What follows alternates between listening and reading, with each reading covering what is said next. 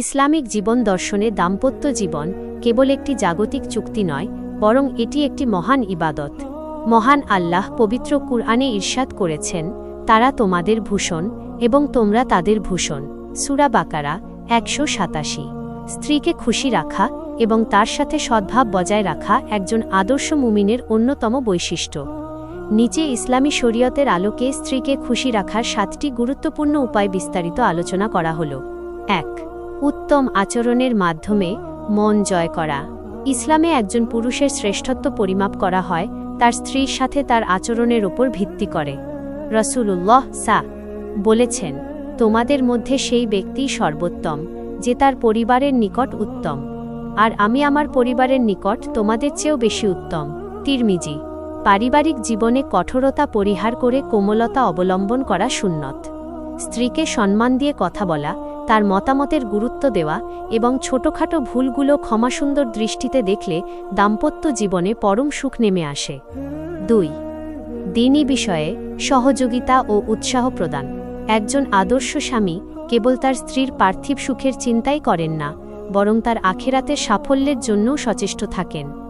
স্ত্রীকে নিয়মিত নামাজ, তিলাওয়াত এবং পর্দার বিষয়ে উৎসাহিত করা। মাঝে মাঝে দুজনে মিলে নফল ইবাদত করা। ইসলামী জ্ঞান অর্জনে তাকে বই কিনে দেওয়া বা ভালো আলোচনায় অংশ নিতে সহায়তা করা। যখন একজন স্ত্রী অনুভব করেন যে তার স্বামী তাকে জান্নাতের পথে নিয়ে যেতে চান, তখন তার ভালোবাসা ও শ্রদ্ধা বহুগুণ বেড়ে যায়। ৩. গৃহকর্মে সহায়তা করা। সুন্নতি আদর্শ।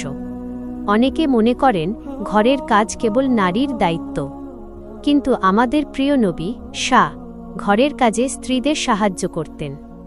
হযরত আয়েশা কে জিজ্ঞেস করা হয়েছিল, নবী ঘরে থাকা অবস্থায় কি করতেন?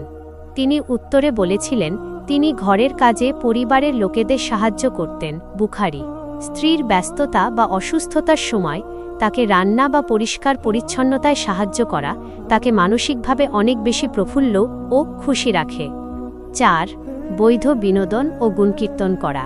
স্ত্রীর সাথে আনন্দঘন সময় কাটানো এবং তার সৌন্দর্যের ও গুণের প্রশংসা করা ইসলামে অত্যন্ত প্রশংসনীয়।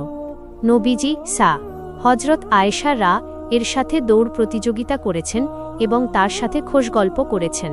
স্ত্রীর রান্নার প্রশংসা করুন, তার সাজসজ্জা বা কাজের স্বীকৃতি দিন। মাঝে মাঝে তাকে নিয়ে বৈধ কোনো স্থানে ভ্রমণে যান। নারীরা স্বভাবতই প্রশংসা পছন্দ করেন এবং স্বামীর কাছ থেকে পাওয়া ছোট একটি প্রশংসা তাদের বড় বড় কষ্ট ভুলিয়ে দেয়। ৫. সামর্থ্য অনুযায়ী উপহার প্রদান। উপহার দিলে মানুষের মধ্যকার ভালোবাসা বৃদ্ধি পায়। রাসূলুল্লাহ বলেছেন, তোমরা একে অপরকে উপহার দাও, তবে তোমাদের মধ্যে মহব্বত সৃষ্টি হবে। বাইহাকি। উপহার মানেই খুব দামি কিছু হতে হবে এমন নয়। সামর্থ্য অনুযায়ী ছোট কোনো জিনিস, একটি ফুল বা তার পছন্দের কোনো খাবার নিয়ে আসা তাকে অনেক বেশি আনন্দিত করে। এটি তাকে বোঝায় যে কাজের ব্যস্ততার মাঝেও আপনি তাকে স্মরণ করেন। ৬. পর্দা ও আত্মমর্যাদার হেফাজত করা। একজন স্ত্রী তখনই নিজেকে নিরাপদ ও সুখী মনে করেন যখন তিনি দেখেন তার স্বামী তার প্রতি অত্যন্ত যত্নশীল ও আত্মমর্যাদাবান। স্ত্রীকে বেগানা পুরুষের কুদৃষ্টি থেকে রক্ষা করা এবং তাকে পর্দার বিধান পালনে সর্বাত্মক সহযোগিতা করা স্বামীর ঈমানী দায়িত্ব। যখন স্বামী তার স্ত্রীর সম্ভ্রম রক্ষায় সচেতন থাকেন, তখন স্ত্রীর মনে স্বামীর প্রতি এক গভীর নির্ভরতা তৈরি হয়। ৭. দোয়া এবং গোপনীয়তা রক্ষা করা।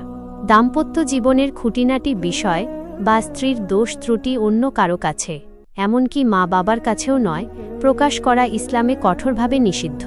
স্ত্রী আপনার আমানত, তাই তার গোপনীয়তা রক্ষা করা আপনার দায়িত্ব। এছাড়া সবসময় স্ত্রীর জন্য আল্লাহর কাছে দোয়া করুন, যেন আল্লাহ তাকে নেককার এবং আপনার চোখের শীতলতা বানিয়ে দেন। রব্বানা হাবলানা মিন আজওয়াজিনা। সূরা ফুরকান ৭৪।